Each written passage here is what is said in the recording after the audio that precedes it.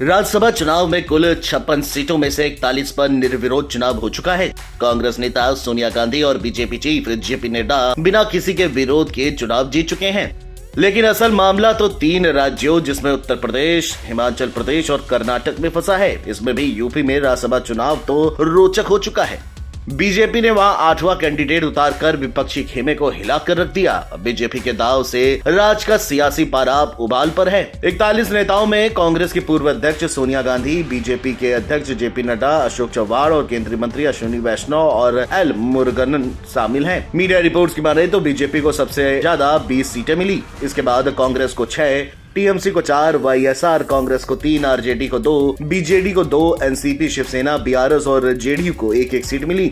गौरतलब है कि राज्यसभा की बची हुई 15 सीटों के लिए द्विवार्षिक चुनाव 27 फरवरी को होना है। ये 15 सीटें 3 राज्यों यूपी, हिमाचल प्रदेश और कर्नाटक में फैली हुई हैं। तो चलिए आपको बताते हैं राज्यसभा चुनाव का फॉर्मूला क्या है और प्रक्रिया क्या है, कौन उम्मीदवार है और इन 3 राज्यों की 15 सीटों के लिए संख्याएं कैसी हैं। राज्यसभा सांसदों का चुनाव विधायकों द्वारा आनुपातिक प्रतिनिधित्व प्रणाली के तहत एकल ट्रांसफेरेबल वोट यानी एसटीवी प्रणाली के माध्यम से किया जाता है। इसमें प्रत्येक विधायक का मत केवल एक बार गिना जाता है। विधायक हर सीट के लिए अलग से वोट नहीं देते। इसके बजाय विधायक उम्मीदवारों को उनकी पसंद के क्रम से सूचीबद्ध करते हैं। यदि पर्याप्त विधायक किसी खास उम्मीदवार को अपनी पहली पसंद के रूप में चुनते हैं तो वह उम्मीदवार जीत जाता है। बचे हुए मत अगले पसंद के उम्मीदवार को मिल जाते हैं, लेकिन उनका मूल्य कम हो जाता है। इस तरह विधायक अन्य पार्टियों के उम्मीदवारों को भी वोट दे सकते हैं। ये प्रणाली ये सुनिश्चित करती है कि विभिन्न दलों को उनके समर्थन के आधार पर सीटें मिलती हैं, न कि केवल सबसे बड़ी पार्टी को ही सभी सीटें मिल जाती हैं। उत्तर प्रदेश में 10 सीटों के लिए 11 उम्मीदवार चुनाव लड़ रहे हैं। समाजवादी पार्टी ने 3 उम्मीदवारों जिसमें जया बच्चन, पूर्व सांसद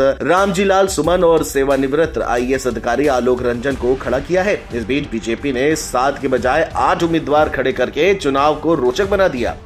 अगर बीजेपी ने अपना 8वां उम्मीदवार खड़ा नहीं किया होता तो उत्तर प्रदेश की 10 राज्यसभा सीटों पर चुनाव भी निर्विरोध हो जाते। बीजेपी के 8 कैंडिडेट में पूर्व केंद्रीय मंत्री आरपीएन सिंह, पूर्व सांसद चौधरी तेजवीर सिंह, राज्य पार्टी महासचिव अमरपाल मौर्य, पूर्व राज्य मंत्री संगीता बलवंत, पार्टी प्रवक्ता सुधांशु त्रिवेदी, पूर्व विधायक साधना सिंह, पूर्व आगरा मेयर नवीन जैन और स्थानीय उद्योगपति और पूर्व एसपी नेता संजय सेठ है, जो 2019 में बीजेपी में शामिल हुए थे। उत्तर प्रदेश में कुल 403 विधानसभा सीटें हैं, लेकिन वर्तमान में विधानसभा की संख्या 399 है। राज्यसभा सीट जीतने के लिए उत्तर प्रदेश में उम्मीदवार को पहली पसंद के 37 वोटों की जरूरत होती है। बीजेपी के पास यूपी में 252 विधायक हैं, जबकि एनडीए के पास विधायकों की कुल संख्या 277 है। यूपी में समाजवादी पार्टी के पास कुल 108 विधायक हैं, वहीं इंडिया गठबंधन के कुल विधायकों की संख्या 110 पहुंचती है।